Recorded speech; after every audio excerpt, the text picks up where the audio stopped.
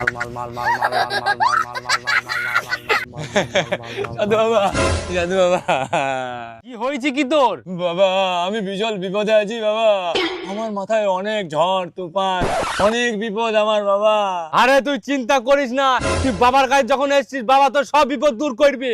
আর যদি না পারি কালকে সকালে সূর্য ওঠার আগে বাবা ঠিক এখান থেকে কেটে পড়বি। মানে আরে মানটা কিছু নয়, তোর কি সমস্যা আছে খুলে বল ভস্য, নাহলে তোকে করে দেবে ভস্য।